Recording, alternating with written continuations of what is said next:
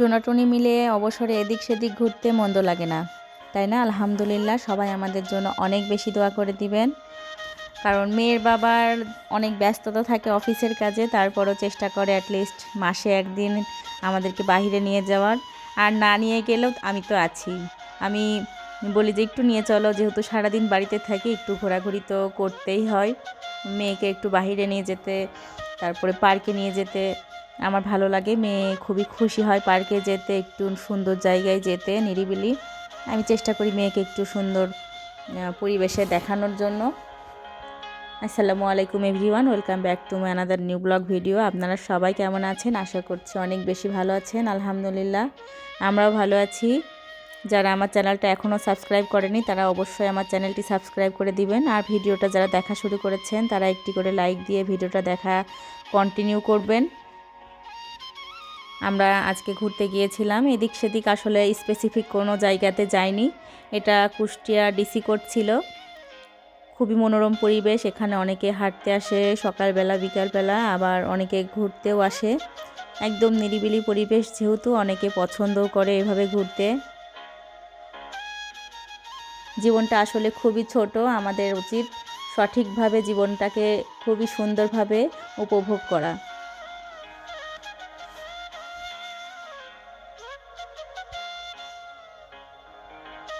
এই তো আমরা সব দিকে ঘুরে ঘুরে দেখছিলাম, মেয়েকে দেখাচ্ছিলাম, মেয়ের বাবা আমাকে দেখাচ্ছিল যে দেখো এটা এরকম, এখানে সেটা, এখানে কি কি হয়েছিল সেগুলা, এখানে সে ড্রাইভিং শিখেছিল আমাকে বলছিল, আমি গল্প শুনছিলাম।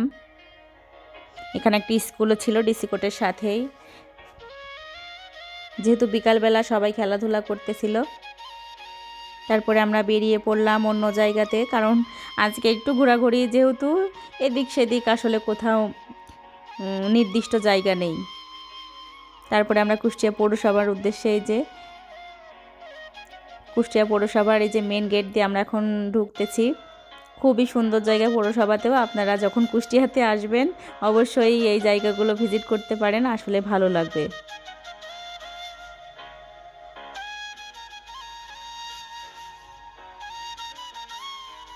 ভেতরে আসলে অনেক সুন্দর জায়গা ছিল, আমরা তখন ঢুকতে পারিনি।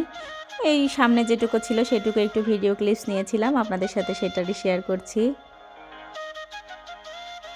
এটা হচ্ছে কমিউনিটি সেন্টার পৌরসভার, এখানে বিয়ের বা কোনো অনুষ্ঠানের মেনুতে এখানে সিলেক্ট করা হয়। এখানে গাড়ি পার্কিংয়ের জায়গা আছে। টুকটাক এদিক সেদিক ঘুরে আমরা এখান থেকেও বেরিয়ে পড়ছি। খেলার জায়গাও আছে, অনেকে খেলা করছিল র্যাকেট, এখন যেহেতু শীতকাল এখন ব্যাডমিন্টন খেলা তো চলতেই থাকবে। পৌরসভার এই বিল্ডিংগুলো অনেক পুরাতন, তবে এখনও খুবই সুন্দর। এখানে আসলে আসলে মনটা ভালো হয়ে যায়, এত সুন্দর বড় বড় বিল্ডিংগুলা, অনেক পুরাতন দেখেই বোঝা যায়। অনেক ফুলের গাছও ছিল, এখানে এসে অনেকে ফটোশ্যুটও করে, যেহেতু জায়গাটা অনেক সুন্দর। তারপর সন্ধ্যা লেগে গিয়েছিল, আমরা এই যে পিঠা খাচ্ছিলাম এক আন্টির কাছ থেকে, চিতই পিঠা খেলাম, ভাপা পিঠা খেলাম। বিভিন্ন ভর্তা দিয়েছিল এখানে, শুটকি ভর্তা, তারপরে বেগুন ভর্তা, ধনিয়া পাতা ভর্তা আর সরিষা ভর্তা। আমার সব থেকে ধনিয়া পাতা ভর্তা আর সরিষা ভর্তাটাই মজা লেগেছিল। আমি আন্টিকে একটু ভিডিও করছিলাম, যদিও পারমিশন নিয়েছিলাম যে আপনার একটু ভিডিও করা যাবে কি না, বললো যে অবশ্যই করো, কোনো সমস্যা নেই। তারপরে আমরা পিঠা খাচ্ছিলাম, পিঠা মোটামুটি মজাই ছিল। ভাপা পিঠাটা মজা ছিল না। আমি আর মেয়ের বাবা এই তো ভর্তা দিয়ে খাচ্ছিলাম, অনেক ঝাল ঝাল ভর্তা ছিল, বেশ ভালোই লেগেছিল। সন্ধ্যাবেলা যেহেতু ঘোরাঘুরির শেষে, শুরুর থেকে আমরা খাচ্ছিলাম, এখনও খাচ্ছি।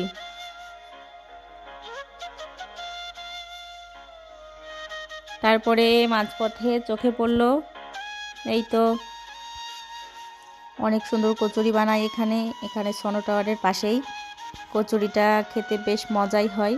আমরা দুইটা নিয়েছি, কারণ আজকে যেহেতু বাইরে অনেক কিছু খেয়েছি পেটে একদমই জায়গা নেই, তারপরেও একটু একটু খাচ্ছি। মেয়ের বাবা বললো খাও, আজকে যেহেতু ঘুরতে নিয়ে এসেছি আজকে তো বাহিরের খাবারই বেশি খাও। দুইটাই নিয়েছিলাম, বেশ মজাই হয়েছিল। মেয়ের বাবা একটা শেষ করতে পারিনি, আমারটা আমি শেষ করে এসেছি। তারপরে ঝালমুড়িও বানাচ্ছিল, ঝালমুড়িও একটা নিয়ে নিলাম আমি। তারপরে খেতে খেতে ঝালমুড়ি চলে আসছি বাড়িতে। এই তো ঝালমুড়ি বানানোর কিছু ভিডিও ক্লিপস আপনাদের সাথে শেয়ার করছি। এখানে ঝালমুড়িটা বেশ মজা ছিল।